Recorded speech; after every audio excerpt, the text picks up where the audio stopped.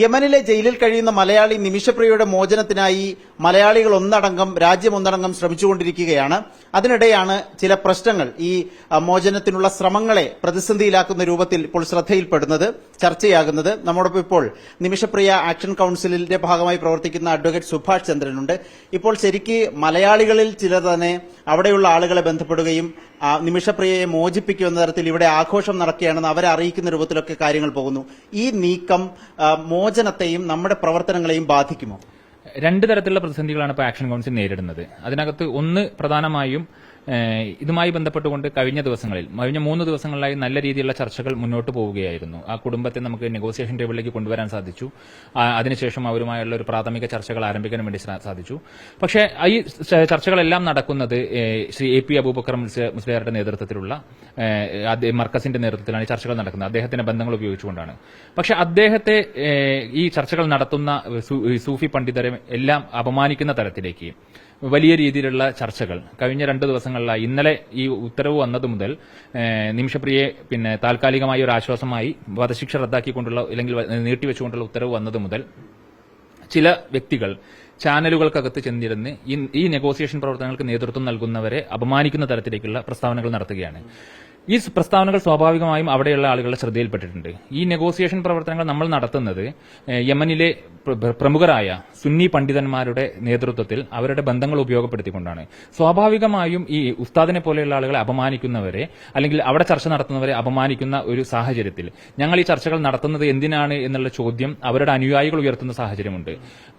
നമ്മളെ സഹായിക്കാൻ വേണ്ടി, ഇന്ത്യയെ സഹായിക്കാൻ വേണ്ടി, നിമിഷയെ സഹായിക്കാൻ വേണ്ടി സ്വയം സന്നദ്ധരായി അവരുടെ രാജ്യത്തുള്ള ആളുകൾ വരുമ്പോൾ അവരെ അപമാനിക്കാൻ വേണ്ടിയാണ് നമ്മുടെ ചില സുഹൃത്തുക്കൾ മാധ്യമങ്ങളിലൂടെ ശ്രമിക്കുന്നത്. ഇത് വളരെ ഗൌരവപൂർണമായിട്ടുള്ള കാര്യമാണ്. അത് മാത്രമല്ല, ഇതിനൊപ്പം തന്നെ അവിടെയുള്ള ആളുകളെ, തലാലിന്റെ കുടുംബത്തെ ബന്ധപ്പെടുക, ഇവിടെ ആഘോഷം നടക്കുകയാണെന്ന് അറിയിക്കുക, ഇതൊക്കെ ശരിക്ക് നമ്മുടെ പ്രവർത്തനങ്ങളെ മോശമായി, ദോഷകരമായി ബാധിക്കും. അതാണ് ഞാൻ പറഞ്ഞത്. സ്വാഭാവികമായും വളരെ സങ്കുചിതമായ താല്പര്യങ്ങൾ മുൻനിർത്തിക്കൊണ്ട് അവരെ അറിയിക്കാൻ വേണ്ടി ശ്രമിക്കുന്നു.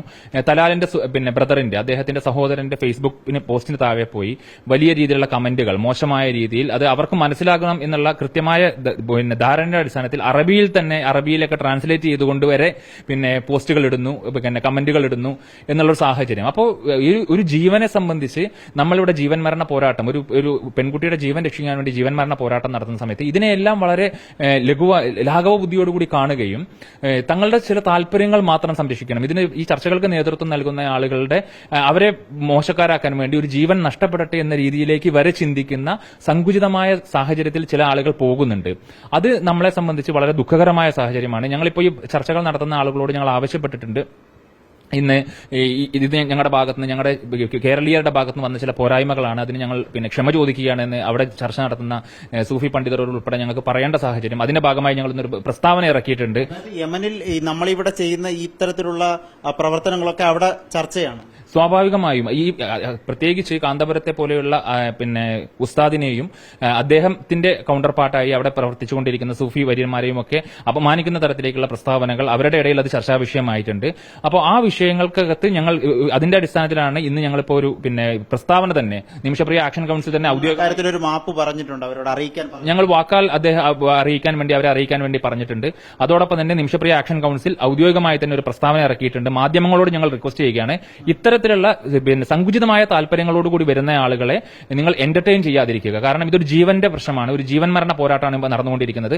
അപ്പോൾ ഇത്തരത്തിലുള്ള ആളുകൾ അവരുടെ താല്പര്യങ്ങൾക്ക് വേണ്ടി മാധ്യമങ്ങളിൽ വരുന്ന സമയത്ത് അവരെ എന്റർടൈൻ ചെയ്യാതിരിക്കുക എന്നുള്ള റിക്വസ്റ്റ് ആണ് നിങ്ങൾ നടത്തിയിട്ടുള്ളത്. മറ്റൊരു വളരെ പ്രധാനപ്പെട്ട കാര്യം, യമനിൽ പ്രവർത്തിക്കുന്ന സാമുവൽ ജെറോം രക്ഷാപ്രവർത്തനവുമായി ബന്ധപ്പെട്ട് ഈ മോചനത്തിന് വേണ്ടി പ്രവർത്തിക്കുകയാണ്, മനുഷ്യാവകാശ പ്രവർത്തനമാണെന്ന് പറയുന്നു.